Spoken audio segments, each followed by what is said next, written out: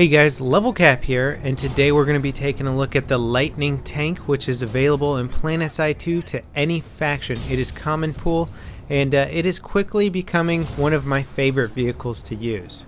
Now the Lightning is designed to be an extremely versatile tank, so it can fill a lot of roles. You can mount an anti-air cannon on them, you can mount anti-armor cannons, you can mount anti-infantry cannons.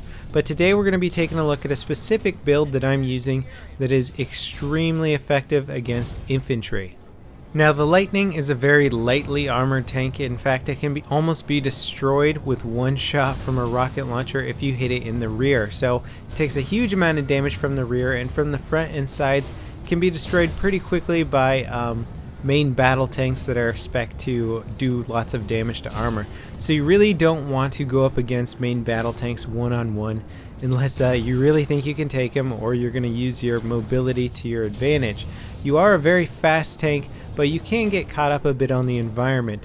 So it's fun to go up in hills and stuff like I'm going right now, but sometimes you can get, you can sort of spin out a little, or your treads won't get quite as much traction. On flat surfaces though, the Lightning is amazing, especially after you upgrade its combat chassis, so it has better maneuverability. I've run out of ammo here, so I'm going in for some road kills, and this thing can definitely handle some jumps. It's got good top speed, and it's great for getting out of sticky situations, which is what I'm in right here. As you can see, I'm trying to take a max with me, heading out here over the snowy mounds. And Esamir is just such a great map for vehicles because you don't have too much in the way that's gonna slow you down from your fast driving and maneuverability to dodge shots and get you out of the way. Alright, so let's talk a little bit more about this specific build and why it's so good against infantry. The key component for making this build work is having the L100 Python HE turret.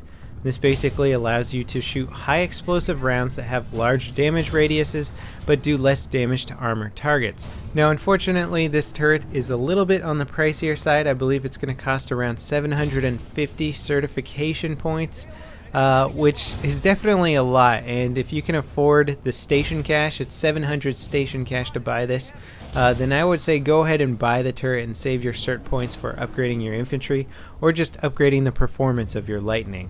Now you might also notice that my screen has got some weird inverted colors on here. Well, that's because I'm using the thermal optics vision. This vision unfortunately costs 200 cert points and you can't buy them, so you're going to have to work for all those cert points. You could alternatively go for night vision. I actually haven't compared the two, so night vision might be a much cheaper and easier method to go. I just had to mess around with thermal optics because it was expensive and I had to know what it could do.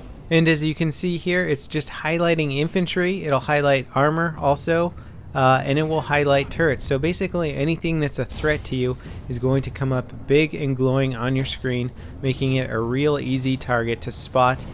Coupling that with the anti-personnel gun on here, and you can just absolutely devastate infantry. I went on a 50 kill streak in about 7 minutes with this thing defending the biolab. It's absolutely insane. And later in this video you'll see some extreme splash damage where I kill up to 6 infantry with one shot from this HE round. So getting the thermal optics and the HE rounds are sort of the two main components to make this work. Now as to what you outfit your utility slot, your defensive slot, and your performance slot on the Lightning, that can change a bit. I'll tell you what I have now and what I would like to get eventually. Currently I'm using the fire suppression system, just the first level, because it was only 30 points. And basically if you get disabled by a rocket, you can hit the X button to bring your tank back up into green health meter. You can only do this once every 40 seconds, but basically if somebody catches you off guard and gets you disabled, you can hit X and still try and zoom out of there without getting killed and repair your tank.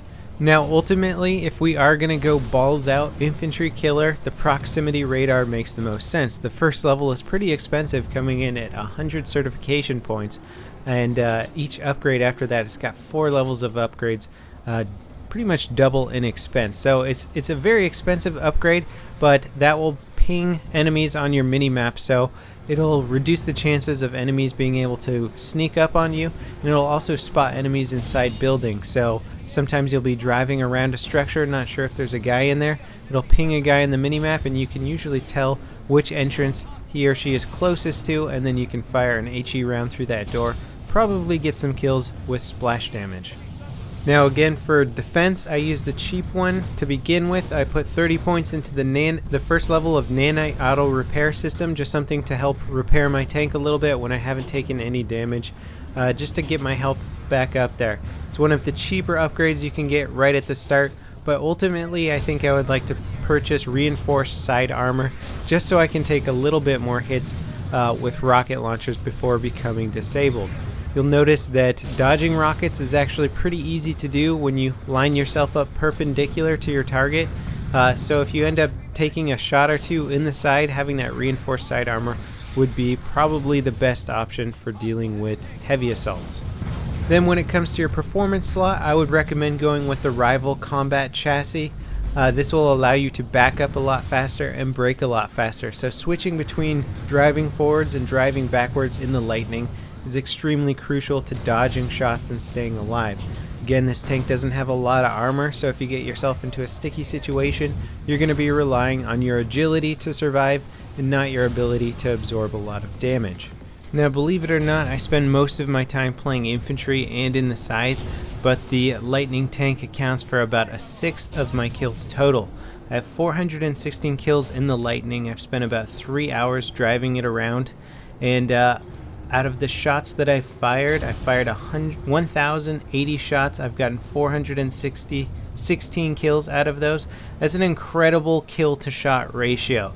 So it just goes to show you, if you just conserve your ammo, you take the shots that matter, you will rack up a huge amount of kills with the HE rounds. Now, the lightning upgrades that I've specified here are actually pretty expensive, and they will take you a long time, and I don't recommend just going straight for upgrading your lightning all the way. There's only going to be specific situations in which you'll want to actually spawn it. Those are situations where there's lots of infantry, little armor, and little air. That's basically where the lightning excels, at least with this build.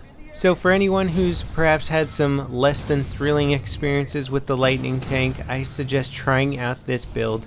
It'll probably change what you think about the lightning, and you'll definitely rack up some infantry kills. Thanks for watching, guys. I hope you found this video entertaining and educational, and I'll see you next time. This is LevelCap, signing off.